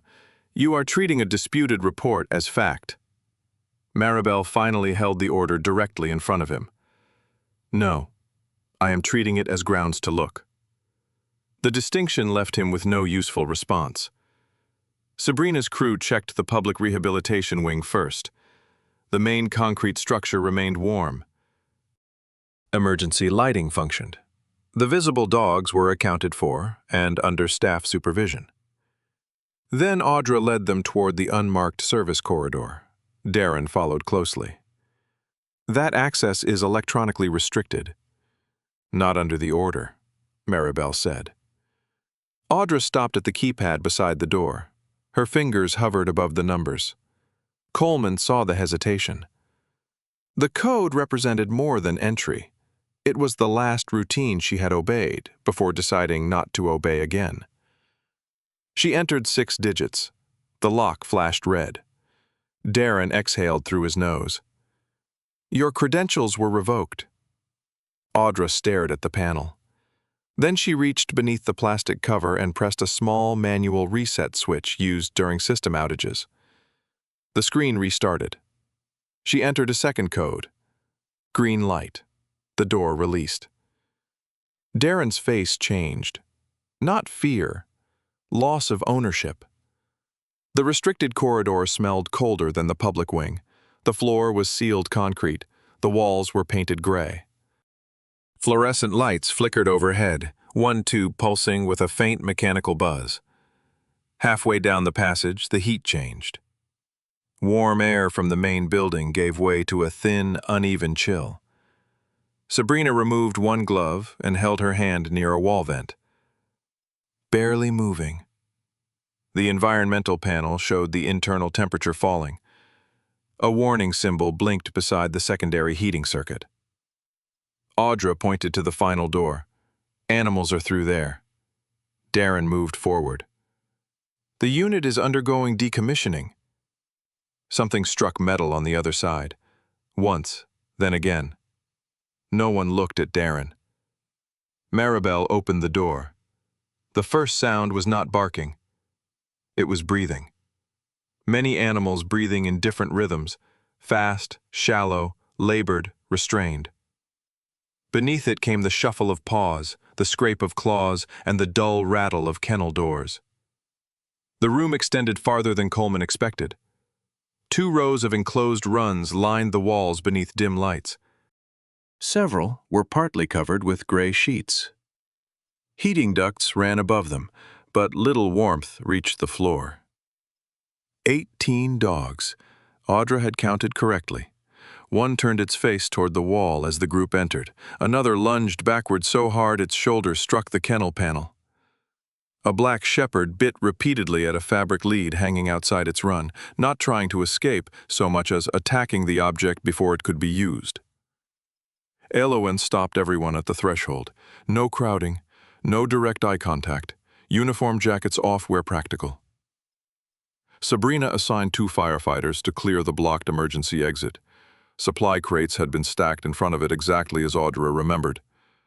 Maribel began documenting every kennel number and visible condition. Darren spoke behind her. These animals are under active medical management. Elowen looked through the bars at a thin sable dog whose body trembled while lying down. Then where are the current treatment charts? In the digital system. The system that says 6 dogs are here? Darren's mouth closed. Malcolm entered the room last. His eyes moved from kennel to kennel. He knew some of the dogs. Coleman saw it in the brief changes of his expression. Mara, Malcolm said softly to the black dog attacking the lead. The dog stopped for less than a second at the sound of the name, then resumed biting. Elowen divided the animals by urgency. 6 could walk with careful handling. 5 showed severe fear responses and would require covered crates, reduced stimulation, or light sedation. 4 could not stand reliably and needed stretchers. 3 required immediate veterinary transport due to low temperature, dehydration, respiratory weakness, or altered consciousness. There was no dramatic opening of every door. The work began 1 animal at a time. Audra stood beside Elowen with the behavior list. Number 7 dislikes overhead touch. Approach low from the right. Number 11 freezes when a leash tightens. Number 4 may bite after release, not before. The precision of her knowledge helped. It also revealed how long she had watched. The first ambulatory dog took 12 minutes to leave its kennel. A firefighter removed his reflective coat and sat sideways on the floor, while an animal control officer extended a loose slip lead without advancing. The dog stepped out, retreated, then stepped out again. No one celebrated. They simply moved it toward the heated transition area. Coleman returned to the tracked carrier and prepared the intake compartment. Huxley remained behind the soft barrier, watching each dog arrive. The first dog stiffened at the sight of him. Huxley lowered his head. The rescued dog studied the old shepherd's relaxed body, then allowed itself to be guided toward a covered crate. A second dog stopped beside the barrier and sniffed. Huxley did not move closer. Coleman saw what was happening, but he did not turn it into more than it was. The dogs were not trusting people because Huxley commanded them to. They were seeing proof that one dog could lie beside a human without restraint. Sometimes proof was quieter than reassurance. Nix stayed in the vehicle. She watched every transfer through the open rear doors, body low, ears changing direction with each sound from the corridor. No one called her. Inside the secondary unit, progress remained slow. The 3 critical dogs left first. One was wrapped in a warming blanket before the stretcher straps were secured. Another received oxygen while still inside the kennel. The veterinary ambulance departed for the county intake site as soon as they were loaded. The building lights dimmed again. This time they remained low. The generator outside gave a heavy backfire. One of the frightened dogs threw itself against the rear panel. Sabrina looked at the environmental display. Temperature is dropping faster. We accelerate, Maribel said. We do not rush handling, Elowen replied. We add teams. The difference mattered. More people entered the sequence, but each dog still received one controlled approach. Near the end of the left row, an old German shepherd remained facing the wall. Its coat was mostly black and tan, though the muzzle had gone silver. The hindquarters were narrow, and one rear leg rested at an unnatural angle beneath the body. "Mercer," Audra said. The dog did not respond. They removed the kennel latch. Mercer pressed harder into the corner. A covered stretcher was brought close. At the sight of it, the dog began making a low sound deep in its throat. Not a growl, a plea without volume. Audra knelt outside the run. "He used to look for Nix." Elowen's expression hardened. "We are not bringing her in for that." "No," Audra said. "I know." They tried food. No response. A familiar blanket. Nothing. Malcolm spoke the dog's name from several feet away. Mercer's ear moved, but the body remained turned to the wall. Another section of the building groaned under the snow load. Sabrina checked the time. "We have movement in the roof frame. We need this row cleared." The sound from Mercer's kennel traveled down the service corridor. Outside, Nix stood. Coleman saw the change immediately. She did not panic. She faced the open vehicle doors, listening. Then she stepped down. Coleman moved in front of her path without blocking it completely. "No." Nix looked past him. Elowen came from the corridor at the same moment. "She heard him." "I know." Nix pulled once against the safety lead, not hard, then stopped when the line tightened. Coleman loosened it immediately. Elowen crouched. "One attempt," she said. "No forward pressure. No closing the path behind her. The moment she shows escalation, we stop." Coleman nodded. He did not lead Nix toward the building. He walked beside her with the line hanging in a loose curve. At the threshold, she froze. The fluorescent buzz reached her. Her body lowered. The tail curved toward the left leg. The shaved sections along her back seemed suddenly visible despite the regrown fur. Coleman waited. Behind them, Huxley lay in the heated transition area, watching through the open doors. Nix looked back at him. Huxley remained still. After several seconds, Nix entered the corridor. She did not go far. At Mercer's kennel, she stopped beyond the reach of his muzzle and lowered herself to the floor. Her body turned sideways. Her head rested between her forepaws. The same shape Huxley had made in the snow. Mercer's low sound ceased. One ear turned. Nix did not look directly at him. The old shepherd shifted. His front paws moved first. The hind legs struggled beneath him. Audra covered her mouth but made no sound. Mercer turned away from the wall. He took one step toward Nix, then another. Elowen slid the loose support sling beneath his abdomen while his attention remained on the gray dog ahead. Nix rose. Mercer followed her out. No one praised Nix. No one called it courage. Coleman guided her back toward the vehicle as soon as Mercer reached the transition area. She climbed in beside Huxley and pressed her shoulder against the old dog's flank. Only then did her body begin to shake. The final 3 dogs were being prepared when the roof failed. The first crack sounded like a rifle shot inside the glass wing. Coleman turned toward it. A white line split across one overhead panel. Sabrina shouted for the corridor to clear. The glass did not explode all at once. It bent, fractured, and released in a descending sheet, while a steel support frame twisted beneath the snow load. Most of the hallway had already been evacuated. Coleman pushed an empty stretcher out of the fall zone. The frame struck the floor and caught his left leg below the knee. Pain flashed upward. He fell hard against the concrete. Snow and broken glass filled the corridor with white noise. In the transition area, Huxley tried to stand. His hind legs collapsed beneath him. Coleman heard Elowen call the dog's name, then Sabrina's voice ordering everyone away from the unstable roof. At the far end of the service wing, Malcolm stood beside the data room. Its door had opened during the power failure.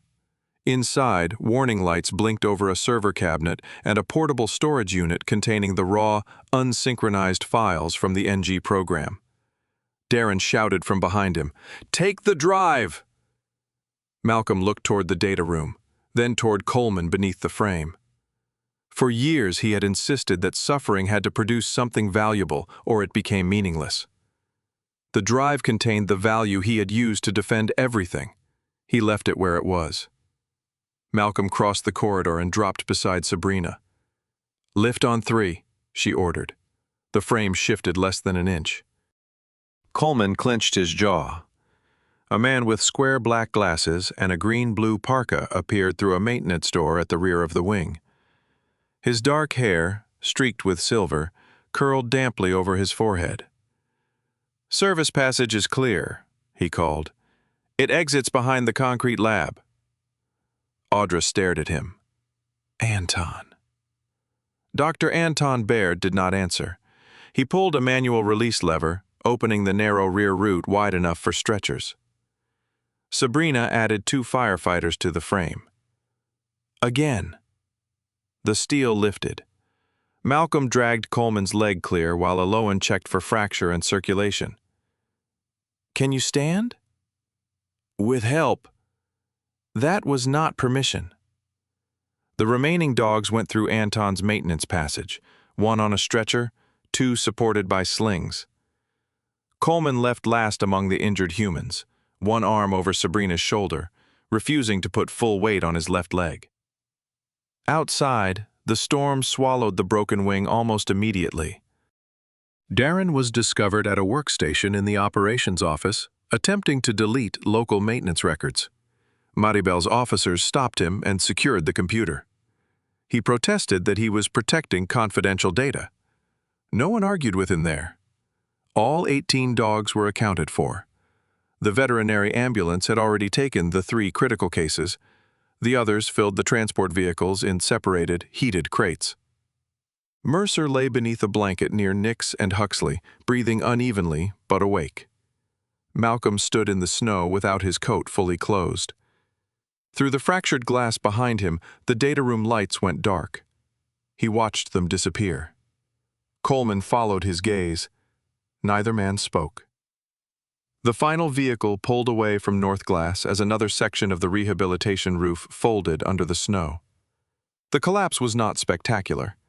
It was heavy, slow, and preventable. The kind of failure that began long before anything broke. The first consequence of North Glass was silence. Not the silence of snow or empty rooms, administrative silence. Phone calls that ended with, "We are reviewing the matter." Offices that acknowledged receiving evidence but offered no timeline. Letters written in careful language that confirmed concern without confirming responsibility. For 3 weeks, no one seemed willing to say what North Glass had become. The dogs did not have that luxury. 3 remained at the regional veterinary hospital. Mercer survived the first night, though his temperature fell twice and his rear legs never fully recovered. 5 others were transferred to rehabilitation centers, experienced with former working dogs. Several entered foster homes where doors were left open, lights kept low, and visitors instructed not to reach first. 2 dogs refused to sleep unless someone sat outside their rooms. 1 could not tolerate stainless steel bowls. Another began shaking whenever a printer started. Recovery did not arrive as gratitude. It arrived as appetite returning by ounces, as a dog choosing to face the center of a room instead of the wall, as 1 full night without clawing at a door. Coleman learned not to ask whether they were better. Better was too large a word. Eloin preferred measurable questions. Did they eat? Did they rest? Did they choose to approach? Did they recover after fear instead of remaining trapped inside it? Coleman's injured leg healed without surgery, though the deep bruise below his knee made stairs unpleasant for several weeks. Sabrina called this justice for repeatedly ignoring good advice. Eloin called it a soft tissue injury. Coleman called it inconvenient. Huxley called it an excuse to walk more slowly. The old shepherd's condition did not improve after Northglass. It also did not collapse all at once. Further imaging ruled out a large spinal mass and severe disc compression. Blood tests found nothing reversible. The remaining signs pointed increasingly toward degenerative myelopathy, though Elowen remained cautious with the diagnosis. "No single result gives us certainty," she told Coleman, "but the pattern is becoming difficult to ignore." They were in the clinic rehabilitation room. Huxley stood between two low rails while Elowen guided his rear paws over textured pads. Coleman held a support sling beneath the dog's abdomen. "How long?" he asked. Elowen did not pretend she could answer. "Long enough to care for him well. Not long enough to waste time pretending this is something else." Coleman looked down at Huxley. The dog had become impatient with the exercise and was attempting to steal a therapy cone with his mouth. Elowen removed it. "He remains morally compromised. He has always had flexible ethics." Huxley looked pleased with the description. Coleman had once imagined that accepting a diagnosis would feel like surrender. It did not. It felt like receiving instructions for terrain he had not wanted to enter. Keep Huxley lean. Protect the paws from scraping. Use a support harness. Continue movement without exhausting him. Watch for discomfort. Measure good days by engagement, not distance. There was no miracle in the plan. There was work. Coleman understood work. Northglass's animal research license was suspended before the month ended. State investigators opened separate reviews into welfare violations, falsified records, maintenance failures, and procedures conducted outside approved limits. Darren Vickery responded by dividing blame.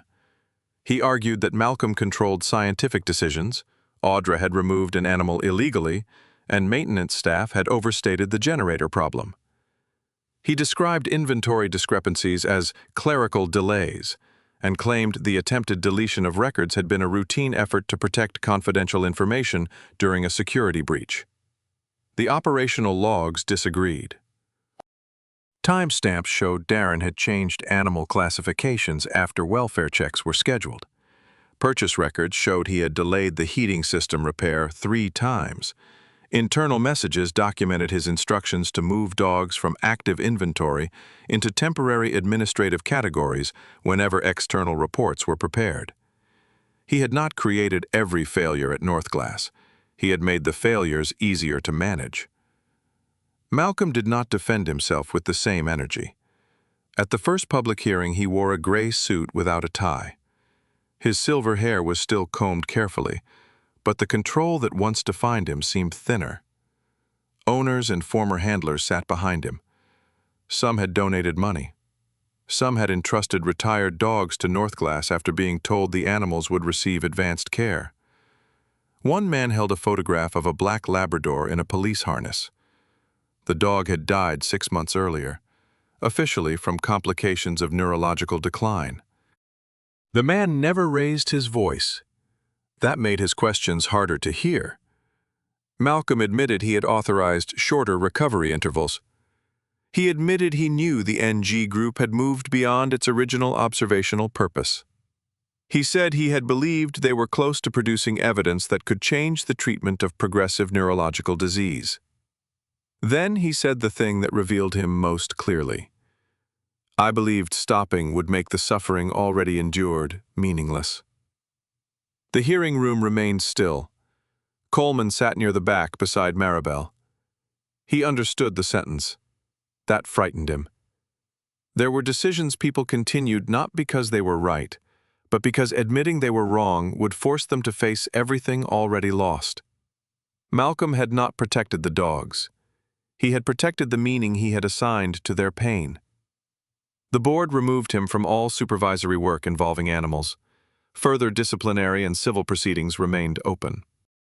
His decision to help Coleman during the collapse was entered into the record. It changed nothing about the findings. A correct act performed late did not erase a system maintained for years. Audra testified 2 days later. She did not ask to be viewed as the person who saved Nix. She described the data she had entered, the language she had accepted, the requests she had failed to escalate, and the lies she told after the crash. Her veterinary technician certification was placed under formal review. She agreed to supervised practice and additional ethics requirements if she were allowed to work again. Afterward, Coleman found her outside the hearing building. She stood beneath a stone overhang while freezing rain tapped against the steps. The dark blue pen remained clipped to her coat, but her hand did not touch it. "Do you think they'll take my license?" she asked. "They might. I keep wanting someone to tell me what I did at the end counts more." Coleman looked across the street. "It counts." Audra waited. "It does not count more," she nodded. "That is what Elowen said. Elowen is irritatingly consistent." For the first time, Audra almost smiled. Anton Baird took a different role in the aftermath. He worked with an independent ethics panel to separate Northglass's records into categories. Data obtained through unauthorized procedures could not be used to support treatment approval. Observations from legitimate rehabilitation sessions were preserved only after review. Any future research would require new consent, independent veterinary oversight, and no participation from the former Northglass leadership. Anton brought his handwritten index cards to every review meeting. The cards contained dates, animal names, protocol changes, and notes he had once told himself were merely private observations. They became a map of the moments when he had noticed something wrong and remained silent. He did not destroy them. He said they should remain uncomfortable. Nix stayed with Elowen. Coleman visited every day, but he did not fill out adoption paperwork. At first, Maribel thought he was waiting for the legal case to settle. Elowen knew better. "You are afraid taking her home would make this about you," she said. Coleman stood outside the recovery room while Nix rested near the window. "Wouldn't it?" "Only if you treated rescue as ownership." "She should get to choose where she lives." "Yes." "How does a dog choose an address?" "Gradually." Nix began spending afternoons at Coleman's equipment barn once his leg improved. The building smelled of rope, canvas, engine oil, and dry wood. No fluorescent lights, no rolling medical carts, no locked interior kennels. The first time Coleman closed the outer door against the cold, Nix stopped breathing normally. He opened it again. The temperature dropped. He put on another coat. For 2 hours, the door remained partly open while snow blew across the threshold. Nix slept. That was the beginning of Open Winter House, though no one called it that yet. The idea developed because the rescued dogs needed somewhere between medical treatment and permanent placement. Foster homes could not always manage severe fear responses. Clinics were designed for care, not for relearning ordinary life. Coleman offered the old equipment barn. Elowen rejected the offer in 12 minutes. "The drains are wrong. The insulation is inadequate. Your storage shelves are a tetanus exhibit." "They are organized. One shelf contains 3 broken lanterns and a boat propeller." "The propeller is useful." "You do not own a boat." Maribel helped draft the licensing requirements. Sabrina organized volunteers who replaced insulation, widened doorways, and built low resting platforms. Anton designed observation forms that recorded choice-based behavior without forced testing. Audra was allowed to assist only under supervision. She accepted every restriction. Coleman handled transportation, heating, repairs, and the practical problems no one else wanted. Frozen pipes, damaged latches, deliveries delayed by snow, frightened dogs that soiled bedding faster than it could be washed. Open Winter House did not become a sanctuary where dogs remained forever. It was a transition place. Doors had latches for safety, but sleeping areas had open interior passages whenever medically possible. Dogs could approach staff or remain apart. No animal was required to interact for the sake of progress. Some stayed days, some stayed months.